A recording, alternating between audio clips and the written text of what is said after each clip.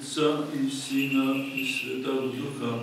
Днес е знаменателно събитие за Българската православна църква, за Ловчанска епархия и за тази света обител. Ние извършихме пострижение на нов монах.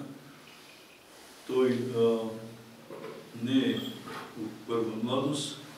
На манастира той вече пребива 3 години и половина, но трябва да кажем, че под ръководството на своя старец дядо Михаил, заедно с отец Нектари, той действително през тези години прояви послушание и търпение и труд. Така че съвсем достойно, никой не е достоен, разбира се, но в този смисъл, че със своето поведение той заслужава да бъде пострижен за монах, защото монахът получава още по-голяма благодат. Може, когато човек получи благодата на монашеското пострижение, той може повече духовния живот да преуспее. И аз се радвам, че и в началото се съмнявахме, че човек, който е на вече години, ще може да свикне. Все пак той е живял светски живот, света е друго, удобства, тук има послушание, отсичане на своята воля, търпение.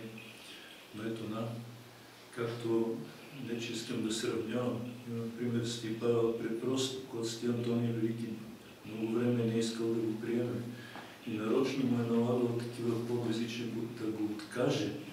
Но Свети Павел Препрости бил е възрастен, минал е по-голяма част от живота си, проявил такова велико търпение, че след това, даже веднъж, когато се довели един бесноват, и Свети Антоний Велики е казал, той бес може само отец Павел да го изгони. Тоест, има такива случаи. Ние честитим и на дядо Михаил, желаем на отец Моисей, това, което днес той го чу, да знае, че от днес нататък и изкушенията ще бъдат по-голями и благодатта ще бъдат по-голями. Така че ако вие се стараете, ще имате повече благодат. Ако си мислите, че може както до сега, изкушенията ще бъдат по-големи. Тоест повече благодат тя иска да още по-голям път и по-голям усърдие. И благодарим на всички, които дойдоха да почетат този знаменателен ден, тъй като едно монашеско пострижение може би повече от въцаряване на цар и даже на победа някаква. Това е велико нещо пред Бога.